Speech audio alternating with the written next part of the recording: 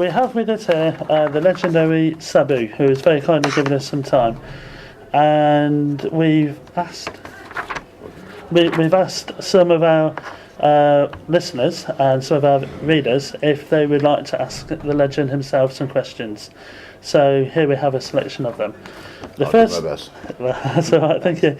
The first question comes from a very keen Southside fan, who we know you've been there the last 2 days, called Lee Jobber James. And he wanted to know what your opinion was of the modern wrestling product, generally in the States and the UK, compared to maybe 20 years ago. Just in general of everything? Yeah. Well, I think WWE, they have a great show, and TNA has an okay show. And the shows I've been on here lately have been pretty good, and UK has been pretty good. But my overall thought about wrestling in general, it's not as good as it should be. Like WWE, they draw big because they got a big corporation behind them. But the smaller companies have a harder time. But I'm trying to help them, as much as I can. Yeah. So yeah. I think the state of the business is not that good right now. Right. But I can see it picking up. Yeah, absolutely. Great, thank you. Okay, Justin Fowler, another one of our viewers, he's also starting up a wrestling promotion in the UK. He's asked, what do you think of Paul Heyman? Think of who? Paul Heyman. I don't think that much of him. I had my bad blood with him for years, but now we're okay. But I still don't trust him, and I still don't like him that much. He was a bastard. Fair enough, yeah. Yeah, thank you for your honesty. Stephen Cummins wanted to know what was the best advice you received from your uncle when you first started out all those years back. Well, he gave me so much advice, and it was all great. Mainly was to stay on my path. Like the style I developed, I didn't take it from here or there.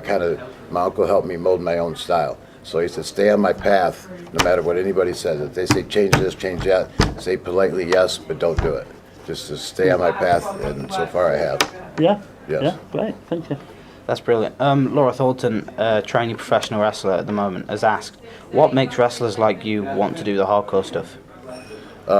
It's not that I want to, it's just that I was in Japan. I was faced with the situation of a hardcore match or a barbed wire match or death match, whatever way you want to call it, and I tried hard at it. I tried hard at anything I was put in front of.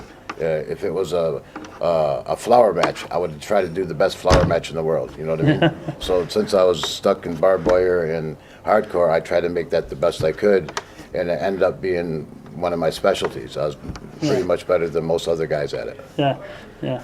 Just a follow-up from that, are you happy that that's how your career has mapped out? You've always been labelled a hardcore. Yes and no. I don't like it when promoters put me in those barbed wire matches and stuff like that for no reason. Yeah. I'd like to build up to it yeah. and have a match that means something, not in front of 300 people, in front of 10,000 people. Yeah, and not make small money. I like to make big money at those matches. Yeah. And before, when I was younger, I'd do them for almost nothing, just to make my name. But the people confused me with thinking I loved to do those, but I didn't love to do them. I just loved to do good at them. Yeah. They were painful. There's a difference, yeah. They were very painful, and so I really don't like them, but I do them because the fan likes it. Yeah. So I'm not really doing it for me, I'm doing it for them. Yeah. Oh, that's an awesome answer. Okay, she also asked, so what makes you stick at it and what do you get out of it in the end? What's that again? She asked, what makes you stick at the hardcore stuff and what do you actually get out of it at the end? Well, I don't really stick to the hardcore stuff. That's what I'm being paid for. They don't want to really see, the promoters or the fans don't want to see me technical wrestle.